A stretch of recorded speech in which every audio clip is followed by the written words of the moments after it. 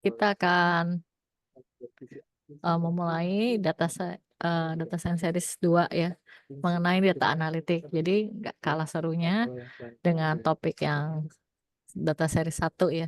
Saya Indra Jani, eh, Wadir Talenta IAIS ya. Hari ini akan dibawakan oleh Bu Fiona yang pakar analitik dan Mas Diki ya, yang nggak kalah pakarnya di bidang data ya. Silakan Mas Diki dan Bu Fiona untuk memulai. Terima kasih. Oke, terima kasih Bu Indra. Selamat siang semuanya.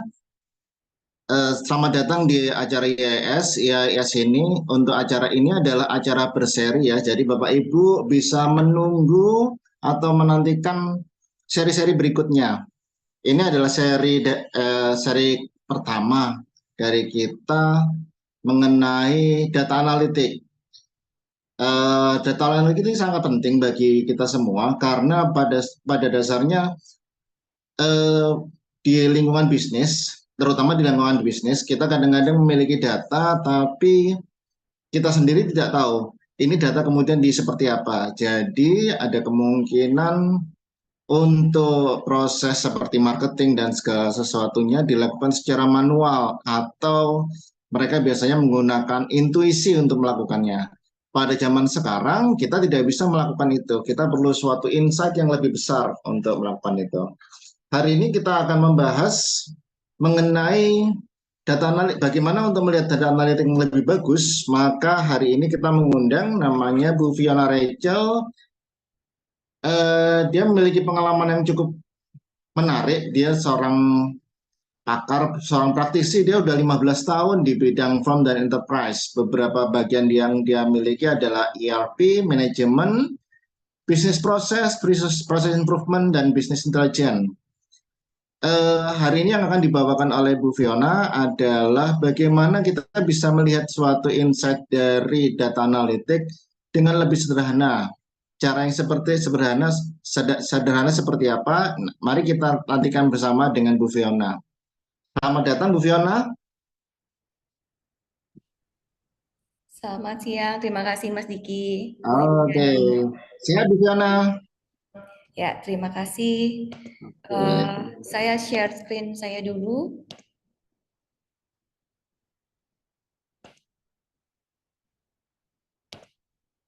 Sudah terlihat ya Bapak Ibu? Sudah Bu, silakan lanjut Bu. Ya, oke. Ini bukan slide screen Bu, ini masih di itunya, Ya, di sebentar. PowerPoint. Sebentar. Oke, sudah terlihat ya sekarang ya? Sudah, tapi ini bagian punya desktop Bu Fiona, bukan di presentingnya, malah kebalik. Sebentar.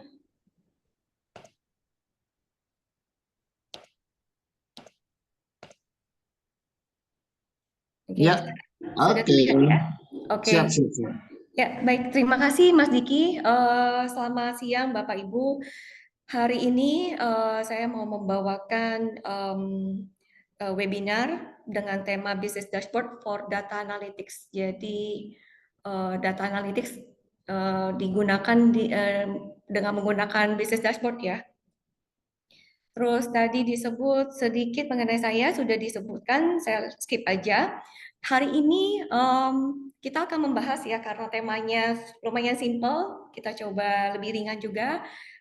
Temanya, diskusi yang kita akan lakukan hari ini adalah tentang 3 hal. Kita mengupas satu, data analytics itu apa, kemudian business dashboard, dan baru terakhir adalah business dashboard untuk kebutuhan data analytics. Oke, kita ini dulu ya, melihat dulu masa lampau ya. Biasa namanya data analytics. Awalnya kalau melakukan analisa, kita melakukan apa yang sudah ada, menganalisa apa yang sudah ada, yaitu yang terjadi di masa lampau. Sebenarnya banyak sekali ya data analytics dilakukan dari zaman dahulu kala. Misalnya pada saat pembentukan piramid itu zaman dulu banget ya. Tapi kita coba lihat yang di bisnis itu apa sih historinya. Kita kembali ke di zaman abad 19 ya. Dimulai pada saat, jadi analytics itu dimulai saat Frederick Winslow Taylor itu melakukan studi tentang time management, terus kemudian Henry Ford untuk melakukan perhitungan kecepatan assembly line-nya di produksi gitu ya. Itu sudah dilakukan zaman dahulu kala pada saat abad 19 itu untuk biasanya untuk apa? Untuk meningkatkan produktivitas begitu ya. Ngapain meningkatkan produktivitas? Of course udah pasti untuk kebutuhan tujuan perusahaan gitu, meningkatkan profit pastinya itu. Gimana supaya bisa lebih efisien untuk meningkatkan profit. Jadi sudah dilakukan dari dahulu. Kemudian di akhir 1960 analytics itu mulai menjadi perhatian nih karena muncul yang namanya decision support system gitu. Sistem pendukung pengambilan keputusannya. Konsepnya mulai di computerize di 1960. Dan di zaman sekarang kita lihat banyak sekali data berseliweran ya di internet maupun di sosial media. Nah, ini era revolusi memang. Era digital itu semakin booming, semakin berkembang dengan pesat. Perkembangan internet, penggunaan sosial media semakin mendukung kompetisi yang tinggi.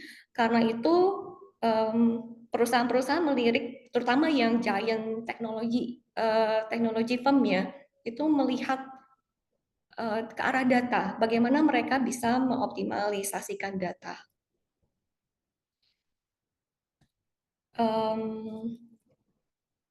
Data analytics itu sebenarnya apa ya? Kalau kita lihat terminologinya atau secara singkat kita bisa bisa ambil pemahaman terhadap data analytics itu adalah proses. Dia proses melakukan analisa untuk mendapatkan insight berdasarkan data. Jadi data ya insight itu bisa dibilang kalau bahasa awamnya informasi yang insightful juga gitu. Jadi bukan cuma sekedar informasi gosip gitu ya. Kenapa data juga? Karena data itu memperlihatkan fakta. Prosesnya apa? Prosesnya yang dilakukan dengan di dalam proses ini adalah mengumpulkan, mengubah dan menyusun data, mentransformasikannya.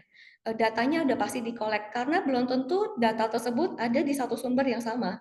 Bisa jadi ada di beberapa sumber yang berbeda dengan tipe yang berbeda, lalu kita ubah dan kita structurize, kita susun.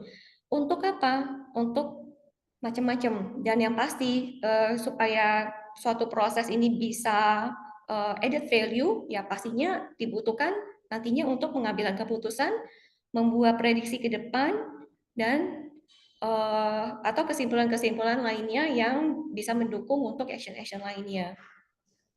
Sehingga apa? Data analytics ini tujuannya adalah pada akhirnya akan membentuk suatu kultur data driven. Artinya setiap analisa yang dilakukan, setiap action yang dilakukan, dan setiap bahkan hal sekecil apapun itu didasarkan pada data. Mau meeting pun kita lihatnya data. Mau melihat status per sekarang itu kita berdasarkan data. Jadi benar-benar reliable. Aplikasi data analytics dari yang sudah memang tadi kita udah lihat dengar tentang ini ya, tentang time study dan lain-lain yang dilakukan zaman dulu. Di tahun 1990 kira-kira data analytics itu juga berkembang dengan untuk mengincrease sales nih dilakukan oleh Harris dan Tesco. Harris itu kasino. Dan Tesco itu grocery store di UK. Mereka mengoptimasikan data mereka, data internal mereka untuk increase sales, meningkatkan penjualan mereka. Dengan cara mereka menganalisa behavior-nya customer melakukan purchase. Lalu setelah dianalisa apa? Kemudian mereka melakukan, setelah mereka dapatkan insight, misalnya customer mana yang suka belanja belanja makanan gitu ya. Belanja makanan di hari apa? Apakah pertengahan bulan, awal bulan, atau akhir bulan? Dan barang-barang produk apa aja, makanan apa aja tipenya? Apakah instant food atau yang fresh food gitu ya? Jadi mereka lakukan untuk apa? Mereka memberikan voucher kepada customer mereka sesuai dengan behaviornya mereka. Jadi dan pada waktu yang tepat. Jadi benar-benar tepat sasaran dan itu meningkatkan salesnya mereka dan mereka berhasil untuk apa namanya menjadi mereka berhasil memperkuat kompetisi mereka dengan yang lain gitu. Dan ini juga dilakukan oleh banyak yang lain. Company-company yang lain juga melakukan hal yang sama. Ya udah pasti ya, kalau meningkatkan sales orang pasti akan ngelihat, oh bener juga ya. Lalu saya coba gitu dengan apa namanya dengan datanya mereka masing-masing gitu ya. Ada Coca-Cola, mungkin Amazon juga, Netflix juga sebenarnya kayak gitu ya.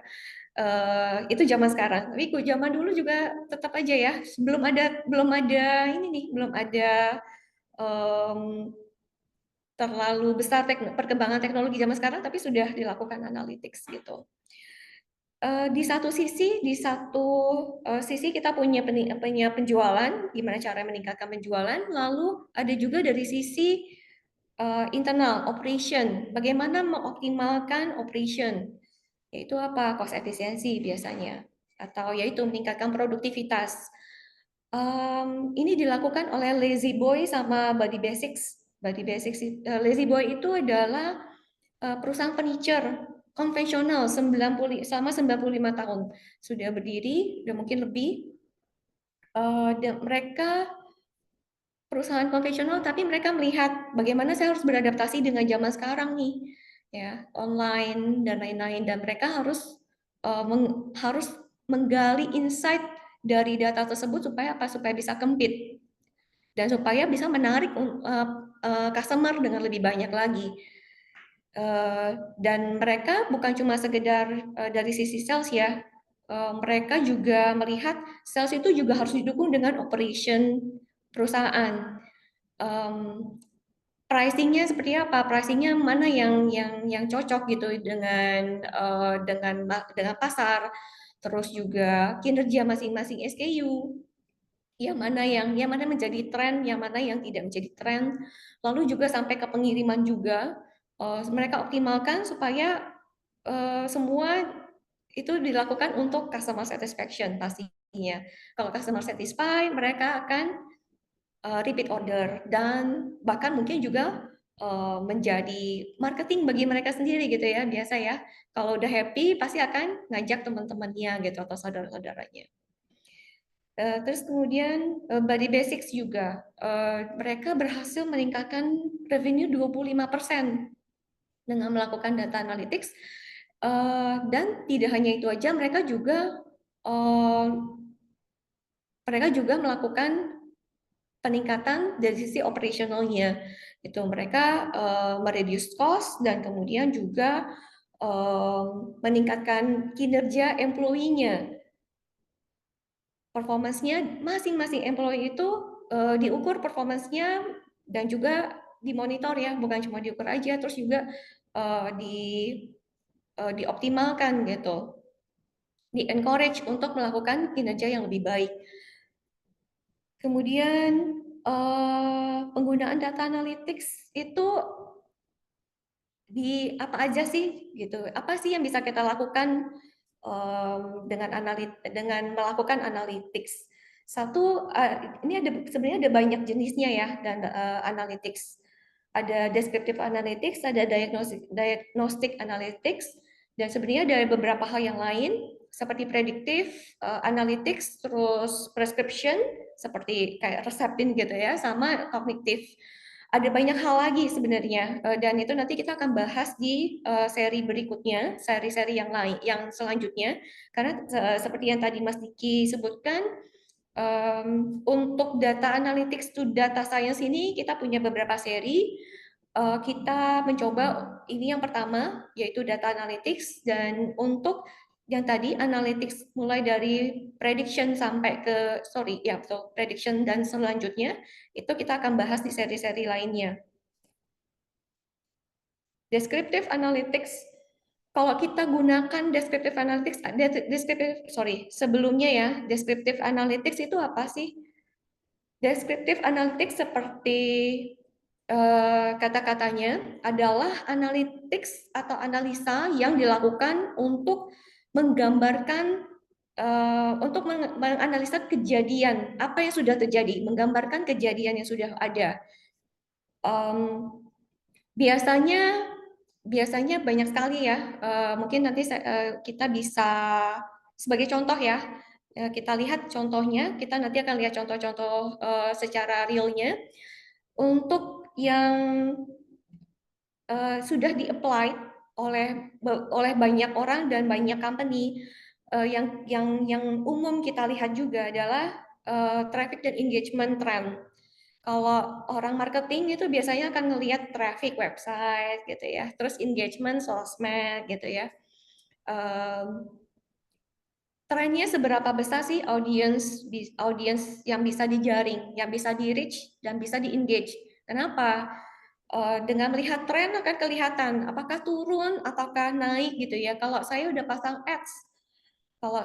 ads, setelah pemasangan akan audiensnya jadi gimana nih? Jadi menurunkah atau meningkat? Kalau menurun berarti oke, saya stop ads. Jadi apa action plan ke depannya? Dilihat dari analisa deskriptif tadi gitu. Terus demand trends. Jadi ini seperti yang tadi yang kita lihat dengan contoh Harrods, sorry saya lupa, kenapa jadi lupa?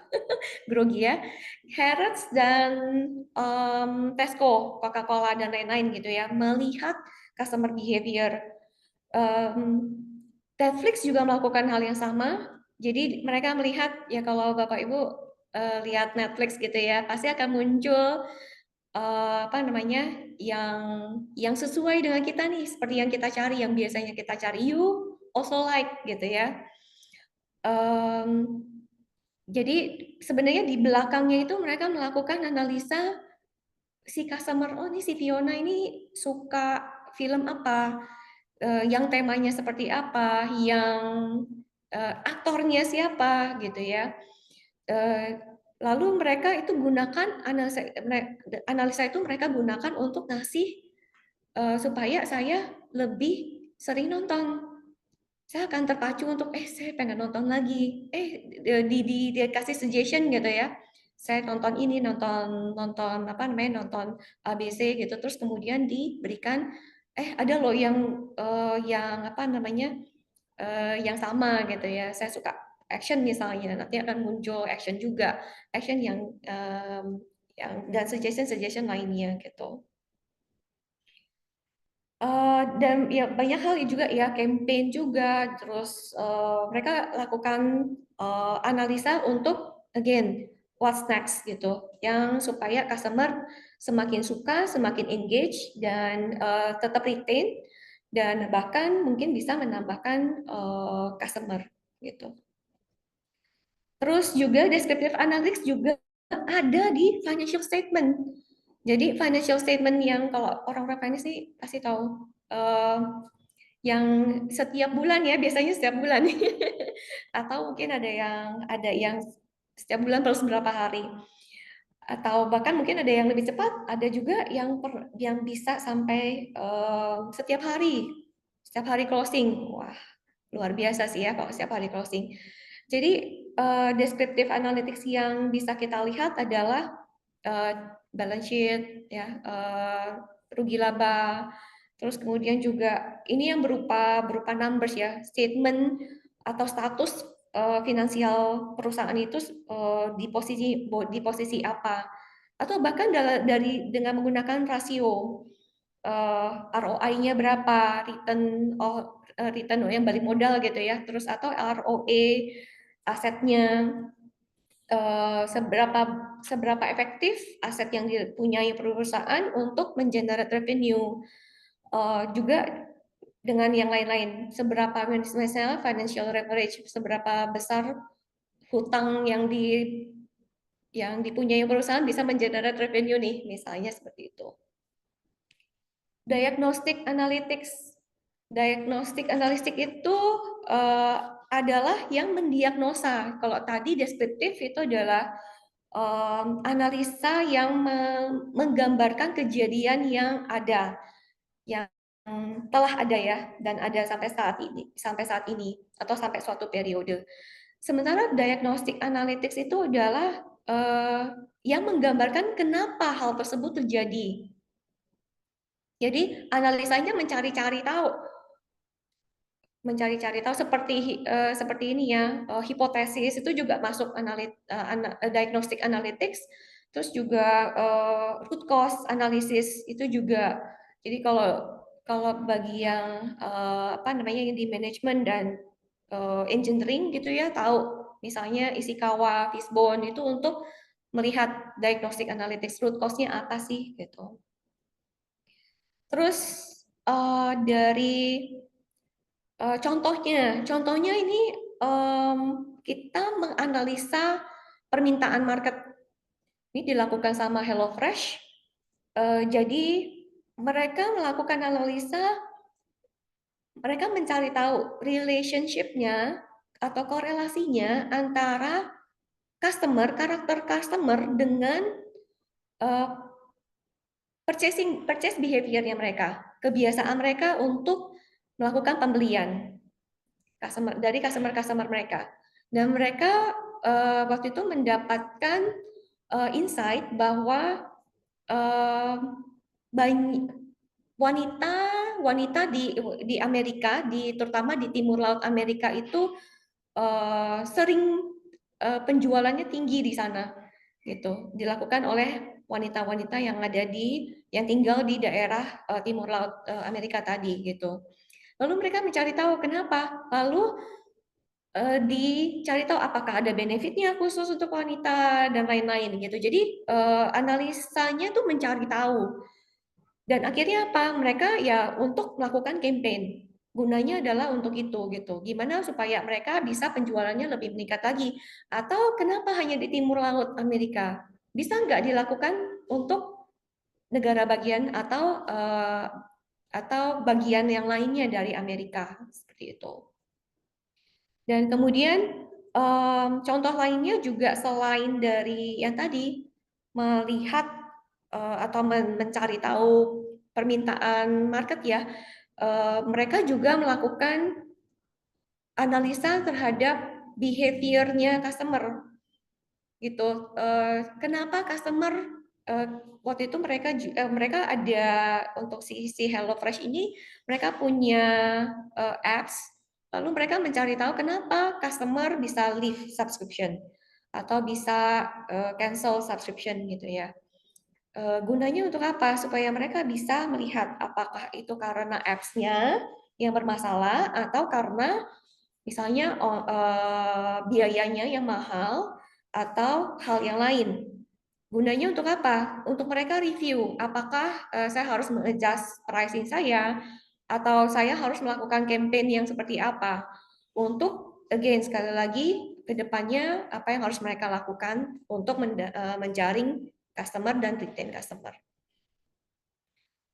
Dan improving company culture, kenapa tidak gitu ya? Dengan melakukan analisa, misalnya dengan interview atau misalnya pada saat assessment ya, mid-year appraisal dan atau end of year gitu, dilihat employee yang seperti apa yang dibutuhkan untuk suatu pekerjaan tertentu gitu, masing-masing pekerjaan. Dan itu mereka gunakan untuk apa? Mencari kandidat yang profilnya seperti apa nih yang cocok. Oke, kenapa? Supaya menjaga turnover rate-nya optimal gitu ya. Kalau terlalu tinggi pun ya company perlu mengeluarkan cost. Jadi ini adalah salah satu cara melakukan analisa di sisi HR. Ya, sebenarnya banyak hal lain ya, baik dari sisi yang tadi marketing maupun operations. Analytics, kedua tipe analytics ini bisa digunakan. Oke, sekarang kita masuk ke business dashboard. Business dashboard itu apa?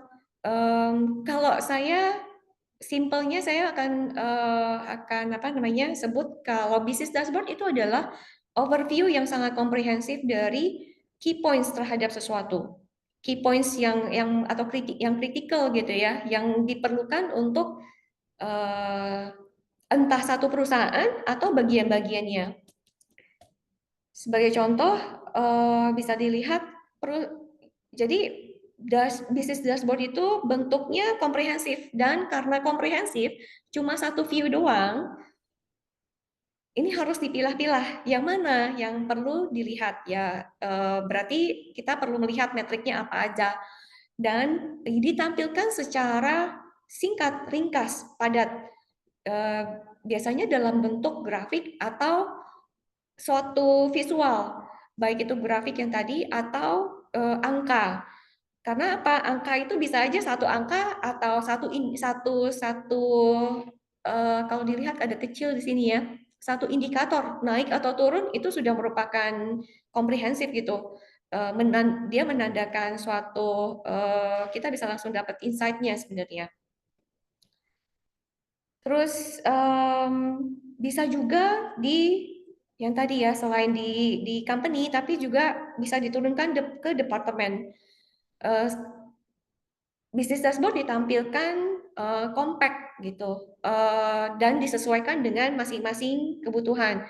Ya tadi bisa overall per company atau bisa per departemen atau bahkan misalnya kita mau melihat suatu produk itu performance suatu produk itu dibuatkan dashboard metrik-metrik apa saja yang perlu kita lihat untuk menjaga performance dari masing-masing tadi gitu ya. Terus fungsinya apa ya dengan adanya yang tadi ya compact, apakah cantik doang nih karena zaman sekarang itu zaman visual. Semua serba visual yang cantik-cantik aja. Apakah hanya visualisasi? Fungsi dashboard itu ada 3 kalau saya rangkumkan. 1 adalah untuk monitoring, 2 analytics, dan 3 adalah decision making. Untuk monitoring, jadi yang tadi ya ada angka saja atau dalam bentuk rasio gitu ya, percentage itu langsung ketahuan monitoring. Monitoring kalau misalnya berapa persen ya pencapaian kita, pencapaian penjualan untuk bulan ini misalnya atau year to date gitu, berapa persen ya itu langsung ketahuan, langsung menjadi apa ya menjadi monitoring kita. Oh, saya sudah 50%, oh saya sudah 65%, atau wah saya masih 35% gitu. Jadi untuk monitoring ini juga apa namanya dari pada saat saya di bisnis proses terutama proses excellence atau proses improvement, monitoring atau measurement ini penting sekali. Untuk apa? Kita melihat satu, kita tahu kondisi kita sekarang ini di mana.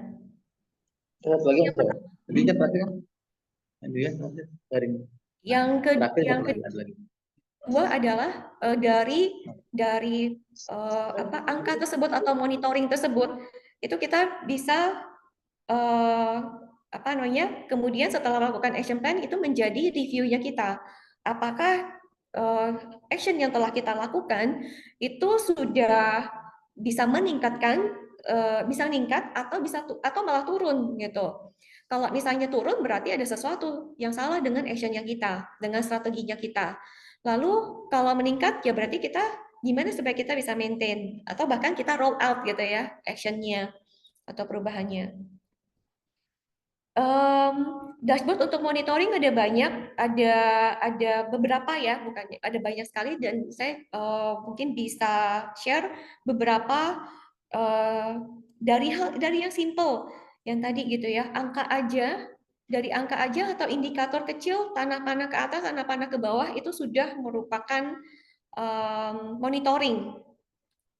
Atau berupa grafik yang lain, grafik seperti speedometer itu langsung kelihatan gitu ya. Jadi ini apa namanya, elemen-elemen yang bisa kita tambahkan ke bisnis dashboard yang digunakan untuk monitoring.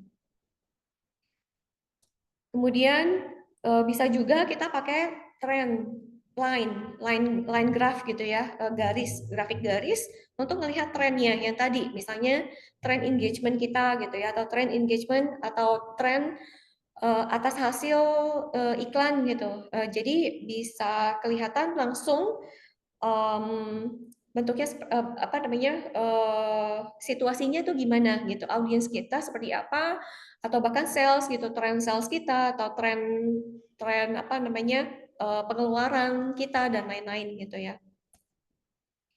Atau yang paling disukain orang itu memang tabel. Apakah bisa menggunakan bisnis dashboard, tabel di bisnis dashboard? Ya bisa-bisa aja, boleh-boleh aja. Yang penting apa namanya? Yang penting adalah tepat ya, tepat sasaran, dan tabelnya juga tabel yang seperti apa itu sekali lagi itu nanti desain. Di sisi desain nanti kita juga akan cover di seri yang lainnya. Untuk monitoring simple banget kalau mau apa namanya, menggunakan tabel. Bisa menggunakan bar, misalnya seperti ini gitu ya, langsung kelihatan yang paling tinggi untuk penjualannya produk apa nih? Wow, produk warranty. Bukannya penjualan, ini mungkin cost ya. Tinggi banget gitu. Terus kemudian langsung kelihatan dengan bar chart yang di apa namanya, di incorporate dengan tabel. Terus kemudian ada yang rendah banget ini, ada yang rendah banget, jadi langsung kelihatan. Again, bisnis dashboard untuk untuk dapat insight ya, terutama kalau misalnya mau efektif, insight-nya yang bisa didapatkan adalah yang quick. Dan ini juga ada indikator warna.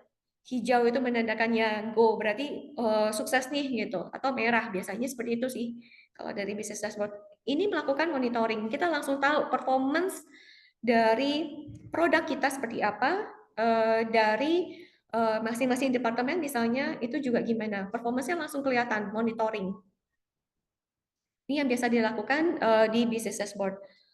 Dari sini kemudian kita coba lihat bisnis dashboard untuk melakukan analisa atau analytics. Saya mau memberikan ide yang simple ya. Kita lihat yang simple-simple aja. Dari tren, dari bisnis dashboard yang hanya menampilkan tren, yaitu dengan grafik garis misalnya ya, kita bisa tambahkan informasi-informasi lainnya tanpa mengurangi kekompakkan si bisnis dashboard itu. Jadi kita tambahkan informasi lainnya, kenapa dia bisa turun. Jadi kita berikan informasi penyebab atau bottom five dari misalnya customer gitu ya, customer yang beli itu bottom five-nya siapa aja gitu, atau produk apa aja yang penjualannya turun di bulan tersebut misalnya. Jadi apa namanya, dengan gambar-gambar ini atau elemen-elemen visualisasi ini kita bisa langsung melakukan analisa. Terus juga misalnya yang tadi ini mirip dengan yang produk tadi gitu ya, tapi mungkin kita bisa tambahkan elemen-elemen lain yang kadang-kadang apa namanya, angle-nya itu kita lihatnya satu sisi, yaitu penjualan aja misalnya. Tapi bisa jadi kita bisa tambahkan yang lain, penjualan per produk gitu ya, berapa persen penjualan atau berapa angkanya penjualan masing-masing produk atau masing-masing area, lalu kita tambahkan dengan hal-hal yang lain. Misalnya produktivitas mesin atau utilisasi mesin gitu ya, atau market di sana berapa persen. Misalnya penjualan 100%, tapi marketnya baru tercapai 25%. Artinya apa? Masih ada 75% market di sana yang bisa kita optimumkan gitu. Jadi analisanya itu dikembangkan dari beberapa sisi. Tidak hanya sekedar satu elemen aja.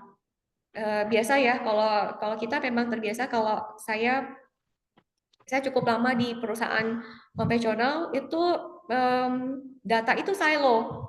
Karena apa? Masing-masing juga silo.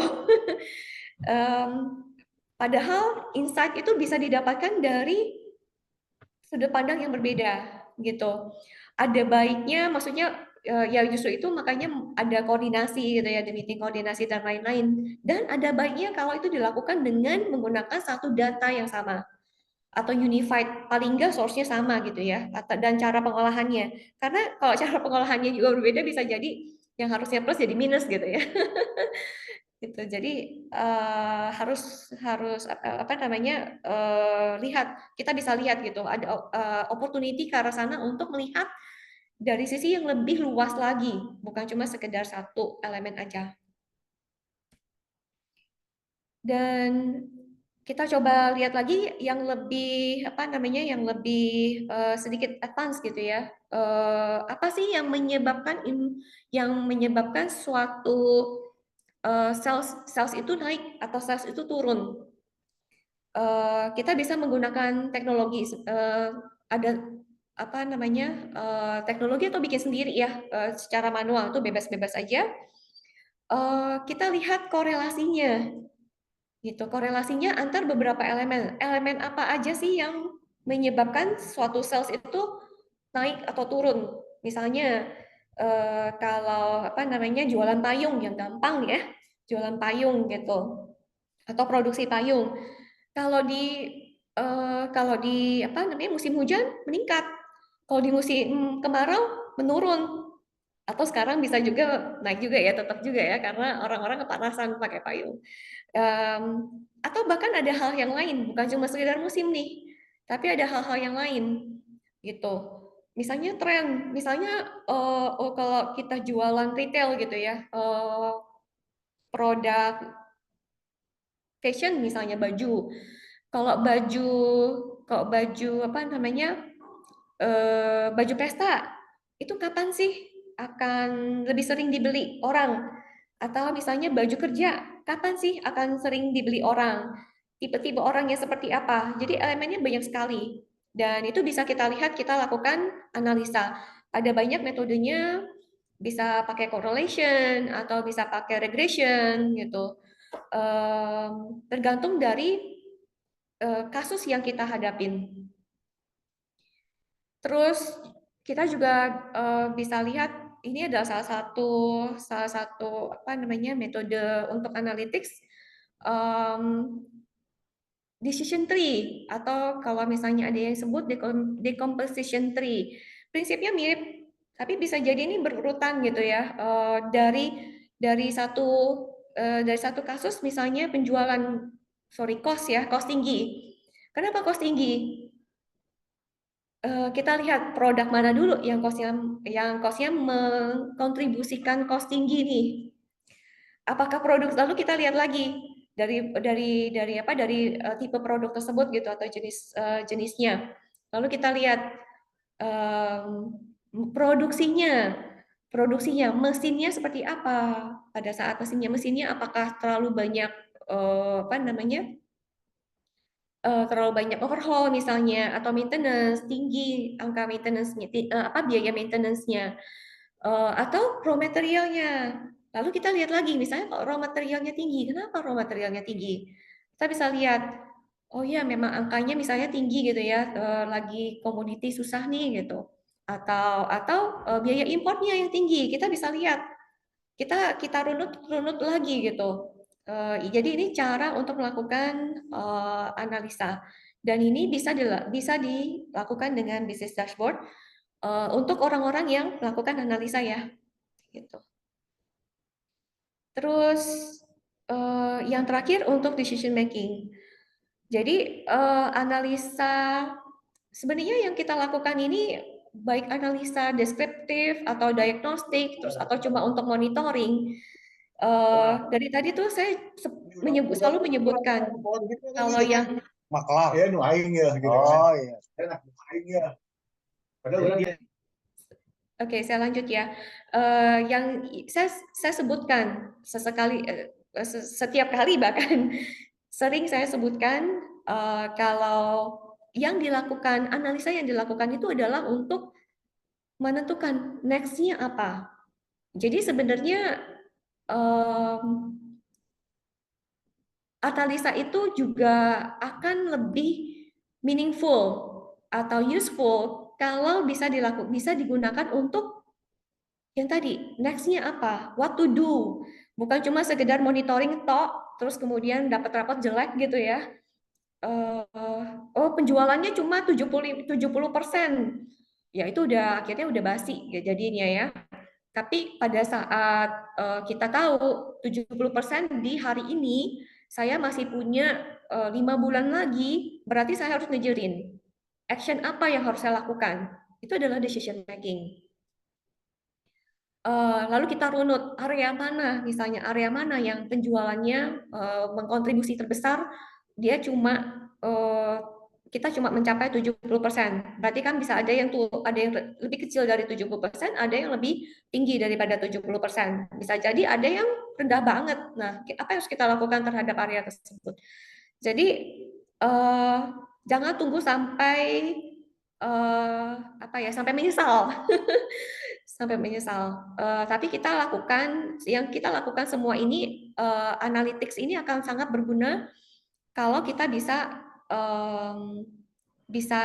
dapatkan insight-nya dan kita lakukan action yang tepat.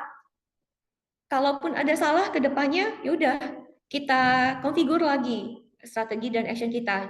Dan analytics itu sepanjang perjalanan tadi gitu, dilakukan sepanjang perjalanan tadi.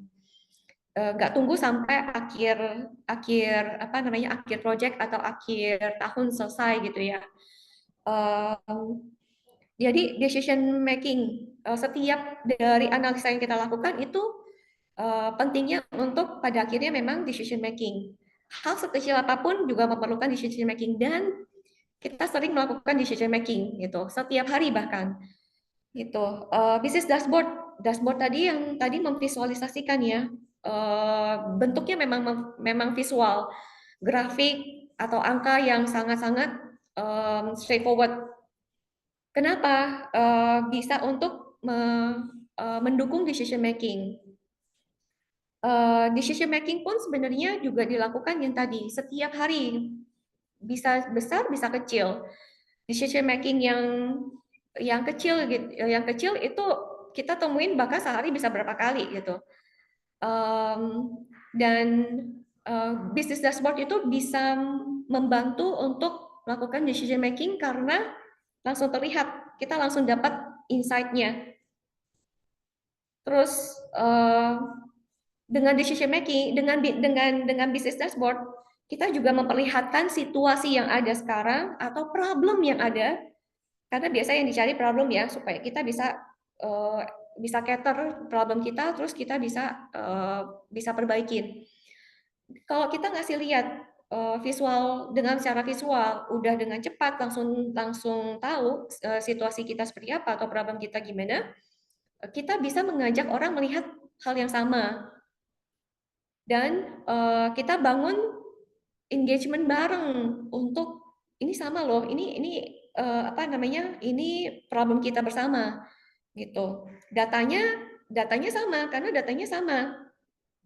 Kita bisa mengajak yang terkait gitu ya. Contoh yang tadi yang penjualan itu area mana yang penjualannya misalnya targetnya udah mencapai 100%, tapi kita lihat dari angle yang berbeda, marketnya masih kurang, masih kecil.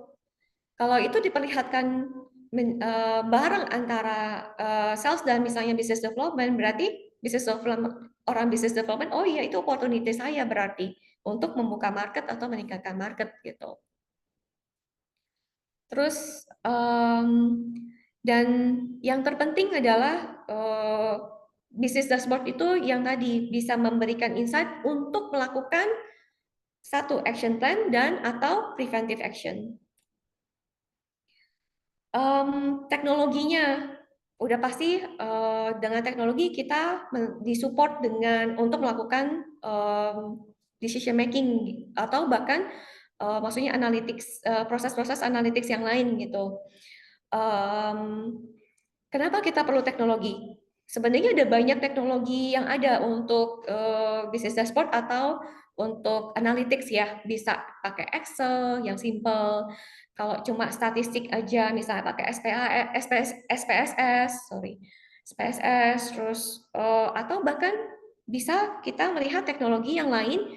Tergantung nih, apakah kita butuh butuh untuk melakukan analisa untuk yang datanya besar, yang scale-nya besar, maka kita bisa ngelihat gimana kita pakai kita bangun infrastruktur yang tepat untuk itu, untuk mulai dari penyimpanan data, terus pengolahannya, apakah kita perlu misalnya melihat nih misalnya data lake gitu ya, untuk melakukan analisa yang kita perlukan ya, disesuaikan juga ya analisa yang berjenis seperti apa juga gitu. Terus accessibility-nya mudah apakah saya perlu untuk memberikan akses ke semua orang atau hanya ke orang-orang khusus atau hanya analytics doang, analis aja nih gitu. Kalau ya memang semakin banyak yang pakai yang tadi, orang akan semakin engage. Ini tergantung dari udah pasti kebijakan masing-masing perusahaan, size-nya juga, terus kebutuhan juga ya, yang pasti harusnya didasarkan pada kebutuhan. Apakah misalnya untuk meningkatkan sales, berarti masing-masing salesperson harus melihat, harus punya akses untuk langsung melihat performance saya dan performance departemen. Atau bahkan saya harus mobile juga nih, berarti saya perlu teknologi yang bisa mendukung kerja saya yang mobile tadi gitu. Dan apakah saya butuh data atau teknologi yang up to date? Atau saya sifatnya hanya misalnya kalau deskriptif aja gitu ya. Deskriptif pun itu semana, misalnya saya cukuplah sampai bulan lalu aja gitu ya. Saya lihat trennya dari bulan lalu atau per bulan aja cukup. Biasa ya kalau misalnya di financial statement per bulan gitu, atau per tahun sampai 1 tahun. Atau gimana? Ada nggak yang mau ngelihat sampai beberapa tahun untuk melihat perkembangannya? Kalau saya percaya setiap data itu membawa insight. Asal kita mau cari, asal kita juga mau curious, kita juga melihat wawasan kita buka gitu. Kita nggak nggak pasang tapak kuda apa sih? Nggak ngelihat itu aja gitu ya. Tapi kita mau membuka wawasan gitu. Apakah perlu up to date sampai hari ini? Atau saya juga bisa ya udah deh nggak usah per hari gitu ya, tapi saya cukup per minggu. Itu juga perlu kita lihat untuk menentukan teknologi yang mana yang tepat dan yang kita butuh, yang tepat dan perlu kita lihat gitu ya, fitur-fiturnya seperti apa gitu, dan pastinya juga dilihat dengan keseluruhan yang lain, ekosistemnya perusahaan gitu. Terus yang tadi yang saya disebut-sebut seri-seri gitu ya. Jadi data analytics ini nggak bisa berdiri sendiri. Data analytics ini adalah kolaborasi sebenarnya, kolaborasi dari berbagai bidang ilmu, business analytics, data engineer, data science, dan data visualization. Business analytics biasanya biasanya memang bukannya jarang ya, biasanya di underestimate. Tapi business analytics ini penting karena dia yang menjadi bridging antara bisnis, kebutuhan bisnis dan yang lain-lain. Data yang seperti apa yang harus dibikin, yang harus dikolek, kemudian apa namanya, data yang seperti apa yang perlu disimpan atau dicari di tempat lain gitu. Terus data yang seperti apa yang mesti kita buatkan visualnya untuk orang yang tepat. Misalnya kalau sales datanya seperti apa, kalau apa namanya marketing berarti datanya itu apa aja dan visualnya seperti apa. Patricknya akan jadinya gimana gitu? Apakah perlu total aja atau percentage atau rata-rata gitu atau yang lain gitu ya. Jadi tujuan supaya input yaitu data dan output yaitu ke apa namanya ke pengguna itu tepat sasaran. Jadi pengguna yang menggunakan itu pun juga bisa melihat, bisa apa namanya, bisa menggunakan data itu, bisa nyaman menggunakan data dan akhirnya mau menggunakan data terus gitu. Mereka bisa melakukan analisa sendiri, mereka bisa misalnya ya melakukan analisa yang of course sesuai porsinya mereka dan mereka bisa mengoptimalkan itu untuk yaitu decision making dan memberikan impact gitu. Kemudian data analytics. Jadi data analytics itu yang tadi part of-nya yang simple.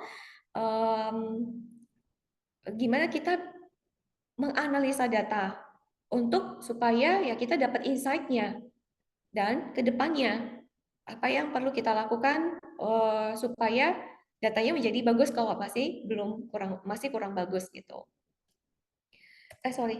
Kemudian data engineer yaitu sistemnya ya struktur dari data tersebut, penyimpanan dan lain-lain gitu.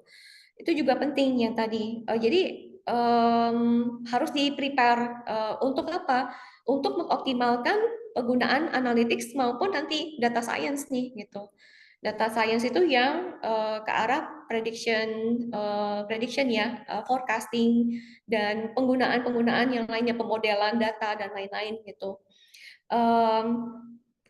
Kalau infrastrukturnya di data engineer, kalau infrastrukturnya kurang tepat, data itu menjadi lambat, data itu menjadi sulit diakses. Itu pada akhirnya itu akan mempengaruhi penggunaan data. Orang akan males gitu. Mungkin yang sekarang kita bagi yang belum mengoptimalkan ya, ada banyak pasti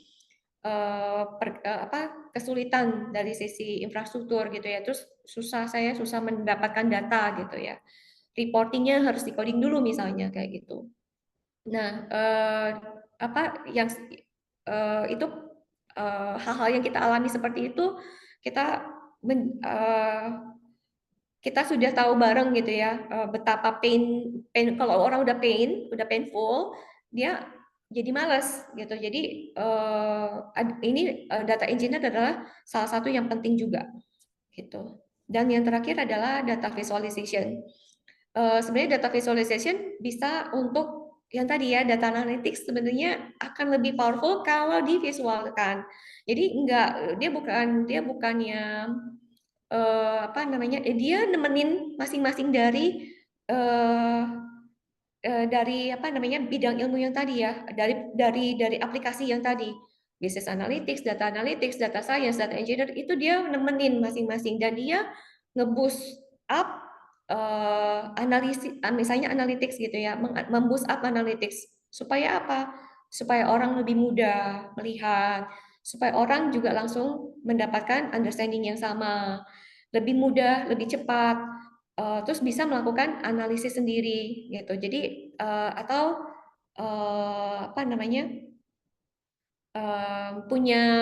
punya yang tadi mengengage orang-orang untuk kalau terlihat gitu ya, soalnya kalau terlihat orang-orang kan oh wah kita udah sampai sini nih gitu. Jadi sama-sama mengengage tujuan dan perjalanan bersama gitu.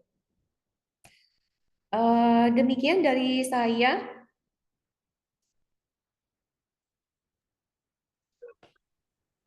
Ya, saya berharap apa yang saya sharingkan hari ini bisa apa ya, encourage kita untuk melihat data, melihat data. Kalau data kita itu adalah aset, data kita itu penting loh gitu, bukan cuma sekedar diinput nih, diinput aja gitu. Terus nanti munculnya nanti pas laporan aja nih. Jadi apa namanya, usernya hanya finance sama finance accounting atau manajemen gitu. Data itu karena saya percaya sekecil apapun data, kalau kita mau pergunakan itu akan sangat berpengaruh dan bisa memberikan impact terhadap pekerjaan kita dan perusahaan secara umum. Demikian. Terima kasih. Oke. Wah, mantap sekali Bu Fiona. Terima kasih Bu Fiona. Hari ini pencerahannya cukup menarik. Jadi kalau memangnya kita boleh garis bawahi, maka sebenarnya data analitik ini sangat penting. Masalahnya tidak semua orang belum mengerti ya Bu Fiana ya, bahwa data analitik itu penting. Mereka tahu bahwa mereka punya data, tapi belum tentu juga mereka bisa melakukan penelitian sampai sedalam ini. Tadi udah dijelaskan sama Bu Fiona ada tiga, ada prosesnya, ada yang monitoring, kemudian analisis dan decision making. Ini adalah tiga hal yang penting. Oke, kami buka pertanyaan bagi teman-teman yang ada di sini. Silakan mengangkat tangan, bagi raise your hand siapa yang mau bertanya, atau apabila ada pertanyaan Anda bisa menuliskan di kolom chat, nanti kita akan bacakan dan akan dijawab oleh Bu Fiona. Oke, silakan saya beri waktu. Kita punya waktu untuk diskusi sekitar 20 menit. Jadi bagi teman-teman yang mau bertanya, silakan. Oke Bu Fiona, sambil mengisi waktu karena belum ada yang pertanyaan itu. Oke, berarti sebenarnya yang paling sulit dari data analitik itu bagian mananya Bu Fiona? Kalau yang di awal ini, kalau saya punya data nih, kemudian saya punya perusahaan, kemudian saya datang ke Bu Fiona, maka apa sih yang harus saya persiapkan pertama kali dengan data ini? Atau ini Bu, saya serahkan aja, saya percaya sepenuhnya sama Bu Fiona, kan juga nggak kayak gitu. Kira-kira apa Bu, kalau seperti itu? Satu adalah tujuan. Tujuan, oke. Dan yang kedua ini ya, apa namanya, problem. Jadi ya, berarti ini kan berarti dilihat dari perusahaannya ya, apakah mereka mau menaikkan engagement, mau menaikkan marketing, atau menaikkan apa gitu ya Bu ya, tergantung dari perusahaannya. Betul. Dan yang ketiga, kita harus analisa, kita harus buka wawasan. Ada banyak cara membuka wawasan ya. Apa nih ya? Kita harus menelaah dari apa namanya, data tersebut, kondisi perusahaan, bukan kondisi, satu data, terus kemudian problemnya sama tujuannya, lalu kita harus melihat, membuka wawasan kita, apa nih yang mempengaruhi ini terjadi, gitu. Oke. Berarti itu sangat tergantung dari perusahaannya ya, gitu lah. Jadi, tapi permasalahannya kalau semuanya saya awam Bu, jadi karena gini, biasanya perusahaan-perusahaan yang kira-kira dia sudah berdiri cukup lama ya, mereka cukup yakin dengan apa yang mereka jalankan. Tapi kemudian tiba-tiba grafik mereka menurun, penjualan menurun. Nah, ini biasanya pertanyaan apa yang mereka ajukan pertama kali kalau seperti ini? Pertanyaan ke saya atau saya nanya? Iya. Jadi gini loh, maksudnya saya ngeluh. Iya Bu, saya tertarik dengan itu data analitik gitu lah. Ini saya punya perusahaan seperti tadi, Ibu cerita ada yang perusahaan furniture tadi. Dia sudah 90 tahun seperti itu, akhirnya mereka mau coba untuk pivot, mereka coba untuk berganti haluan mengikuti tren. biasanya kayak gitu tuh mereka cuma bertanya, ini kenapa ya penjualan saya turun, atau biasanya mereka sudah tahu bahwa ini sebenarnya penjualan saya turun seperti ini, tapi saya butuh sesuatu untuk meyakinkan diri saya. Itu biasanya bagaimana, Bu? Eh, ada bisa dua hal yang tadi sama-sama. Jadi ada yang nggak tahu, ada yang udah tahu. Cuma ya perlu diyakinkan. Kalau yang perlu diyakinkan, kita harus lihat lagi. Yang bisa meyakinkan itu hanya data. Wow, oke, oke, Jadi oke. kita lihat lagi datanya jadi bukan cuma sekedar penjualan, total penjualan nih. Tapi kita Ya, lihat, ya, kita ya. runut-runut lagi gitu. Jadi kalau di apa namanya kita pakai diagnostik analytics tadi gitu. Kita runut-runut cari root cause-nya apa gitu. Itu lumayan lumayan berat ya, Bu ya, kalau di awal ya, Bu ya. Ya, ya pasti. Saya ingat. Oke, ini ada pertanyaan pertama dari Pak Muhammad Ridwan. Bagaimana cara memvisualisasikan data analisis untuk bisa mencari peluang forecast ke depannya? Em, kita pakai kalau forecast itu sebenarnya data science ya, kita Mhm. forecasting. Kalau pakai visualisasi, yang mudah itu adalah tren, pakai tren. Oke, analisis. Kita Oke. lihat trennya. Walaupun itu bukannya patokan ya, karena ada banyak elemen lain yang harus jadi ada banyak elemen lain yang harus diperhatikan. Makanya satu visual itu juga harus didukung dengan visual-visual lain yang Jadi nggak mempengaruhi ya key hmm, point-nya apa nih yang mempengaruhi si penjualan dan penjualan ke depan gitu. oke. Ini kemudian pertanyaan kedua dari Pak Arif Basuki. Contoh software aplikasi untuk dashboard untuk analitik ini apa ya, Bu ya? Apa ada di platform mobile seperti Android atau iOS? Software aplikasi banyak Pak. Ya. Hmm. Ada banyak, ada Tableau, ada Power BI. Kalau mau Power BI boleh. Terus ada juga Google Analytics. Jadi silahkan bisa dieksplor yang mana yang sesuai. Dan yang mobile itu juga masing-masing ada ya mobilenya. Hmm, hmm, hmm. Ya. Oke. Lanjut lagi ya pertanyaan Ibu. Masih Pak Muhammad Ridwan lagi. Oke. Bagaimana data yang disajikan di dashboard ini dapat digunakan untuk mengoptimalkan strategi produksi dan penjualan? Em, Satu ya Pak, untuk data yang disajikan di dashboard itu harus didesain dengan seksama dulu nih. Apa yang mempengaruhi penjualan dan produksi masing-masing beda ya, penjualan dan produksi itu masing-masing punya karakter yang berbeda. Jadi mesti analisa dulu. Baru habis itu didesain kalau udah dapat didesain dashboardnya. Dan yang tadi usahakan untuk apa namanya tidak terpaku pada satu elemen. Tapi kita buka wawasan, kita lihat yang lain. Jadi satu dashboard itu bisa saling mendukung gitu. Jadi sebenarnya untuk menyajikan data ini sangat tergantung dengan pertanyaan apa yang mau dijawab ya Bu ya, sebelum kita mulai masuk ke dashboard ya. Betul. Oke. Ini pertanyaan selanjutnya dari Pak Muhammad Sadewa Wijaksana. Maaf Anda bertanya, biasanya pada pekerjaan data analisis, apakah ada permintaan untuk melakukan predicting value? Misal pada tahun selanjutnya, kalau pakai data yang saat ini tahun depan revenue-nya berapa? Predicting value, Bu. Ada nggak pada Predictive value untuk analisis, sebenarnya bisa-bisa aja yang secara sederhana ya. Misalnya kalau yang simpel adalah kalau raw material naik 5%, lalu apa eh, raw material ada banyak misalnya. Lalu yang ini nih 5% aja naik nih. Lalu apa yang akan terjadi dengan cost?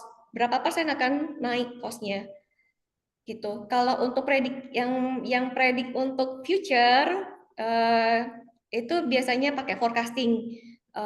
bisa ada banyak sih metode-metodenya. Ini disesuaikan lagi.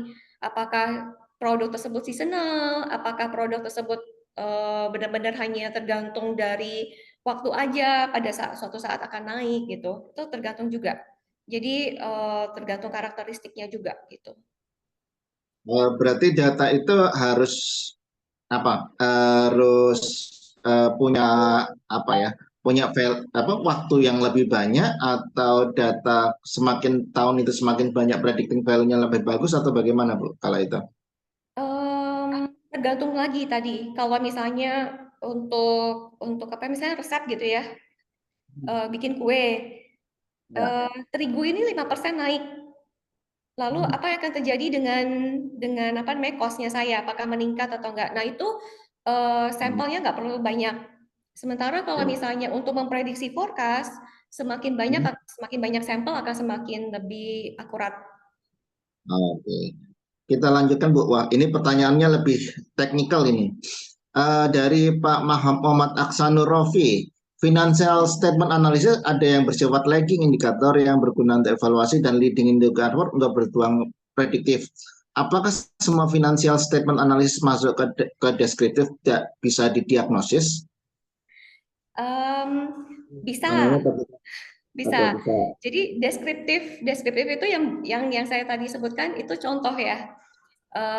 Balance sheet, profit loss itu deskriptif karena dia langsung menunjukkan status kita sekian, angka kita berapa, aset kita berapa, apa namanya, terus habis itu liabilities berapa dan lain-lain. Kalau kita mau melakukan diagnostik, berarti financial statement-nya itu, karena financial statement tuh bentuknya baku. Semua accounting pasti tahu, nih bentuknya balance sheet seperti ini, bentuknya profit loss seperti ini. Pada saat kita mau melakukan analisa, kita memang harus breakdown. Kita diagnose kenapanya. Kenapa misalnya kenapa aset kita lebih besar daripada pendapatan misalnya, kayak gitu. Itu jadi harus ada diagnostiknya. Kalau mau melakukan why-nya, kalau mau menjawab why-nya.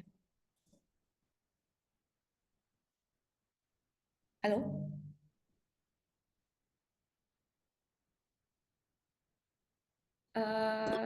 Di tempat saya, please. Oh, oke. Oke, kita lanjut dulu, Bu. Saya coba isi dengan pertanyaan. Jadi tadi kan apa bagian yang paling salah satunya itu tadi Ibu menjelaskan bahwa untuk data itu mereka butuh apa namanya data engineering, atau jadi kalau namanya kita nggak bisa narik data itu dengan cepat, maka yang melakukan analisis pun jangan malas. Itu biasanya terjadinya apa, Bu? Ini ini bisa terjadi perusahaan besar atau juga bisa terjadi di perusahaan kecil kalau seperti ini? Bisa terjadi pada siapapun. Pada perusahaan Oh, apapun. Ya. ya. Soalnya saya itu ini yang menarik di tempat lama saya bekerja, mereka itu punya tabel SQL itu berapa tabel gitu, ternyata mereka punya variabel yang berbeda-beda. Nah, pada waktu kita coba untuk jadi satukan untuk bisa dianalisis, itu yang kami yang di pusat itu yang setengah mati. Ini maksudnya apa? Itu terbayang, Bu, kalau yang seperti itu. Ya. Ya, ada aja yang kayak gitu. Kalau datanya udah banyak juga lebih memungkinkan ya. Ada aja yang Ya, miss. ada yang kayak gitu. Tadi apa namanya? Ibu tadinya Bu Viola, ada berbagai macam analitik sebenarnya dalam bisnis analitik, tidak hanya satu. Eh, Bagaimana memilih analitik yang tepat kalau mamanya seperti itu? Semuanya saya punya data, kemudian eh, apa namanya? Saya konsultasi ke Bu Fiona. Ini kira-kira saya harus menganalisisnya seperti apa? Itu ada semacam panduannya atau ada guideline-nya gitu, Bu? Enggak. Jadi kalau tadi teori ya, the descriptive Ya. analytics, diagnostic analytics, penamaan terhadap suatu karakter analytics gitu. Jadi kalau saya menyarankan itu hanya untuk pemahaman aja. Untuk aplikasinya yang akan lebih aplikatif adalah kalau kita ini satu tujuannya apa, masalahnya apa, itu yang kita analisa, itu yang kita pegang, lalu kita baru pikirkan, oh baiknya diapain ya, kebutuhannya gimana, kebutuhannya apakah perlu sampai melakukan diagnostik atau misalnya diagnostik itu bisa dilakukan sendiri, itu sangat tergantung sama case-nya. Case per case ya Bu ya, berarti ya nggak ada suatu istilahnya apa ya, biasanya kan kita karena kita kerja kan ada suatu SOP tertentu, tapi kalau ini memang case by case ya. Ya. Oke. Oke, ini ada pertanyaan lanjutan dari Pak Muhammad Ridwan. Oke, bagaimana analisis data dan visualisasi data berinteraksi dalam proses pengoptimalan data?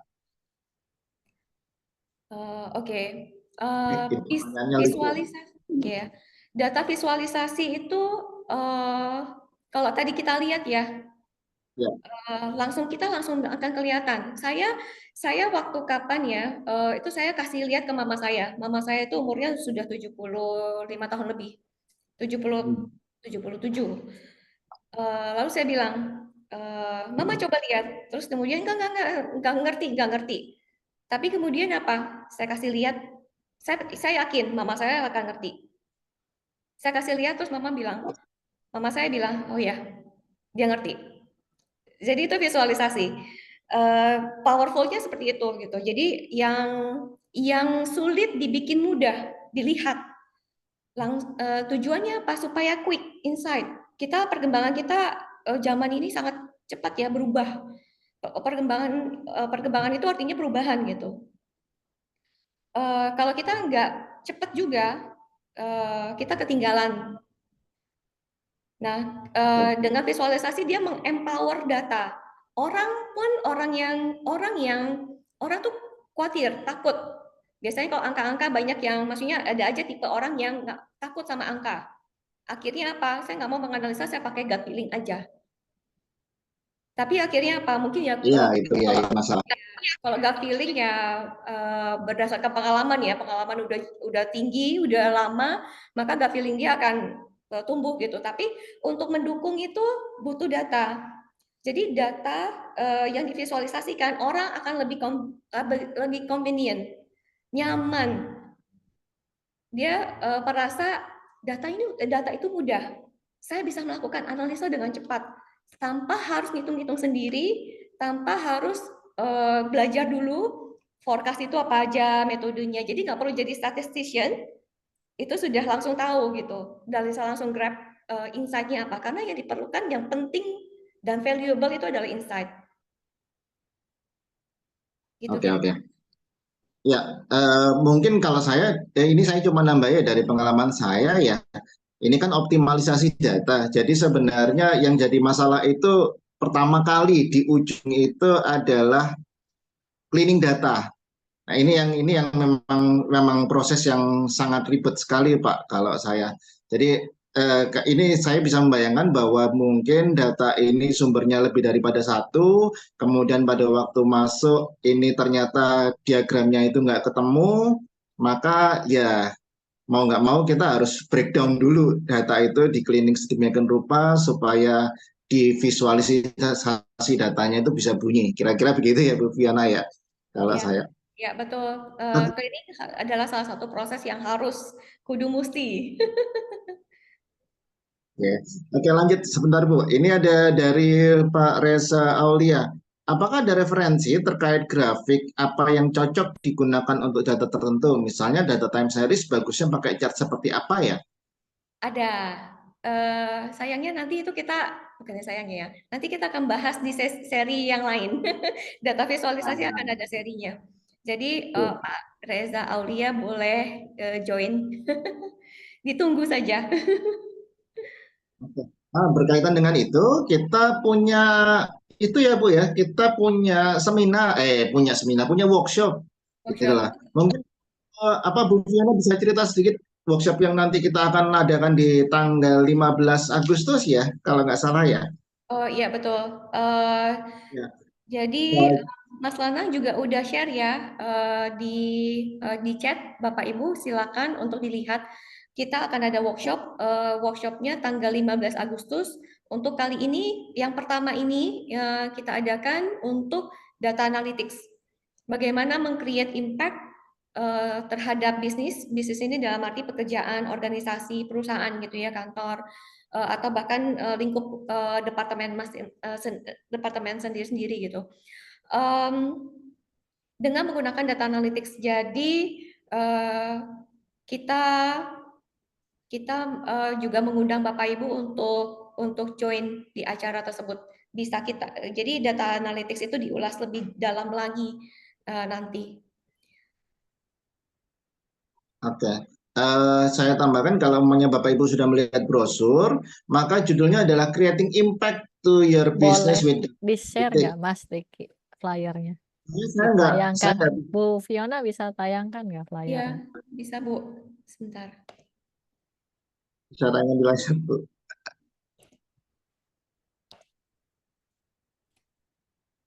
Oke. Kemarin soalnya banyak yang bagi teman-teman saya lupa apakah ada teman-teman yang kemarin datang pada waktu di acara di THCX itu juga ada yang menanyakan topiknya apa saja. Ini ada 4 topik yang nanti akan dibahas, yaitu data as powerful means to enhance business, data processing, kemudian data process analyzing, kemudian empowering data analytic. Ini nanti akan diisi oleh Mas Raden Muhammad Hadi. Kemarin kalau teman-teman hadir pada waktu acara Kopi Darat, maka Mas Raden Muhammad Hadi ini membawakan salah satu tema di situ. Kemudian nanti juga Bu Fiona juga akan membantu untuk mengisi acara ini, gitu lah. Kira-kira bisa diceritakan Bu, ini apa saja eh, apa yang didapat dari teman-teman yang nanti akan ikut? Sebentar, saya juga sekalian share. Bisa langsung terlihat. Sorry, salah share. Sebentar. Oke. Jadi bisa dilihat bersama workshopnya. Sudah terlihat ya? Sudah Bu, sudah Bu. Oke, topiknya kita akan bahas pengertian dari bisnis karena yang tadi ya awalnya memang harus tahu dulu kejadiannya gimana, tujuannya apa, kebutuhannya apa itu adalah kita bahas untuk understanding bisnis dan datanya, data apa saja yang dibutuhkan dan lain-lain, dan kemudian data processing, kemudian ada juga kita akan bahas metodologi dan teknologi untuk melakukan analisa, dan yang terakhir adalah data visualization. Oke, ini tertulis 20 sheet ya Bu ya. Ini 20 sheet ini kalau mereka datang di Unikat Majaya. Kemarin kalau nggak salah ini kita mau ngadakan hybrid Bu. Jadi atau nggak Bu? Jadi nanti ada di pendaftaran kalau mau hybrid, mau online itu juga kita sediakan di pendaftarannya. Untuk yang onsite memang 20. Oke, jadi teman-teman yang kira-kira ingin mengikuti acara ini, meskipun tidak bisa hadir di Atmajaya, maka teman-teman bisa mengikuti workshop ini secara online. Nanti kita akan persiapkan visualisasinya supaya teman-teman bisa mengikuti dengan nyaman. Waktunya cukup panjang, mulai jam 9 sampai jam 4 sore. Ini nanti akan break 1 kali. Topiknya akan menarik, teman-teman akan diajak langsung hands on dengan data, kira-kira begitu. Terus kemudian ya teman-teman mungkin kalau teman-teman punya data, kalau waktunya tersedia, nanti Mas Hadi dan Bu Fiona bisa sedikit memberikan semacam coaching atau apa ya, bisnis prospektif. Kira-kira ini data mau dibawa kemana? Kira-kira begitu ya, Bu Fiona ya? Ya, betul. Oke. Saya stop share ya. Oke, terima kasih Bu Fiona. Oke. Mungkin sedikit aja Eh, tadi dari yang pertanyaan untuk apa ya, menjawab juga lah. Saya bukannya nggak mau menjawab loh ya. Yang tadi visualisasi em, untuk apa namanya time series ya. Memang maksudnya tergantung dari apa yang mau kita gambarkan itu udah pasti. Kalau untuk time series biasanya pakai line. Oke, oke, oke, oke, oke. Atau Eh, Oke, pertanyaan terakhir, Bu, penutup, Bu. Ini ada dari Pak Muhammad Ridwan lagi. Ini berarti udah bertanya kelima. Mantap sekali, Pak Muhammad Ridwan. Apa saja tantangan yang dihadapi selama proses pengoptimalan data dan bagaimana tantangan tersebut dapat diatasi? Wah, pertanyaannya sulit-sulit gampang, Pak, itu, Pak, kalau saya. Tapi silakan Bu Yana menjawab. iya betul betul betul. Em, banyak ya Pak ya. Memang banyak elemennya banyak. Satu data itu sendiri.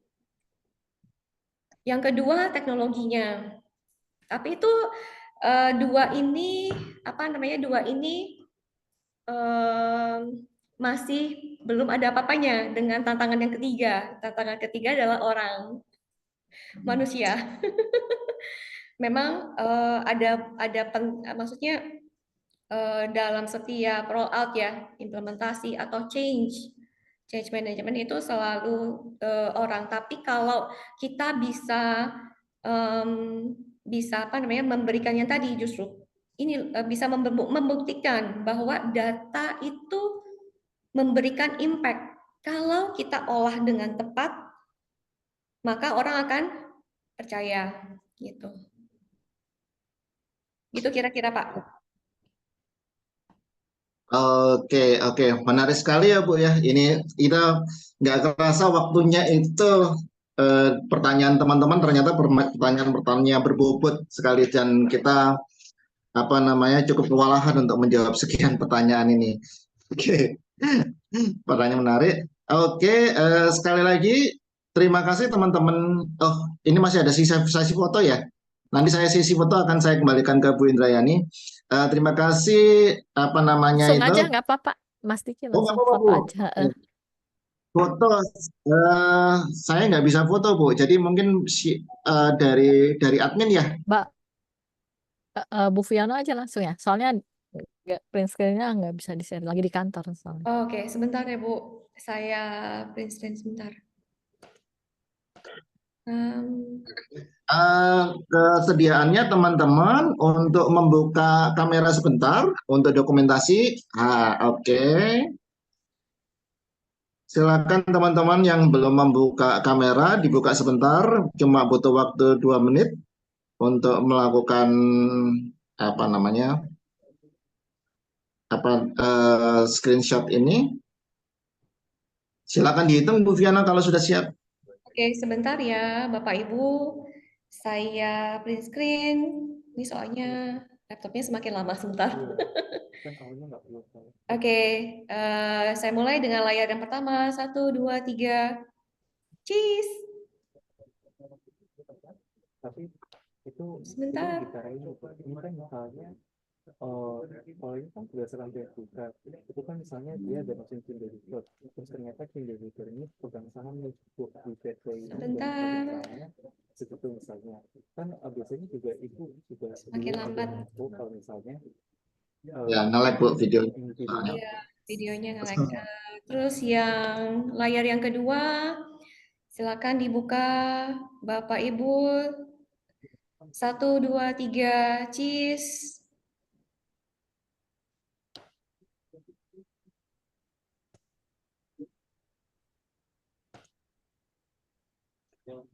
Sebentar ya Bapak Ibu ya. Ini lambat sekali soalnya laptop saya.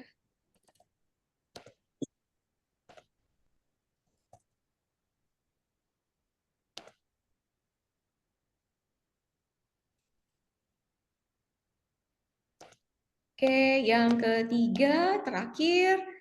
1, 2, 3, cheese.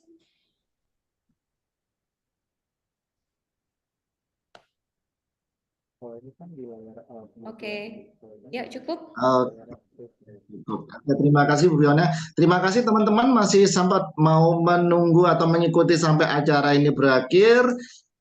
Bagi teman-teman yang belum bergabung ke IAIS, kalau ini kan Anda bisa coba mendaftar ke Bu Indrayani atau di grup yang sudah ada. Kalau namanya belum, Anda bisa menghubungi ke kami, ke Bu Ada di Indrayani. chatnya, ada di chat Pak Rizky. Oke, siap-siap. Ada di chat, Anda bisa menggunakan link yang ada di chat untuk bisa bergabung dengan di IAIS. Terima kasih sampai sudah mengikuti sampai terakhir. Sampai berjumpa lagi di Data Science Series berikutnya. Selamat sore, sehat selalu. Sampai berjumpa di acara selanjutnya. Terima kasih. Ya, Oke. terima kasih. Flyernya boleh ditayangkan lagi siapa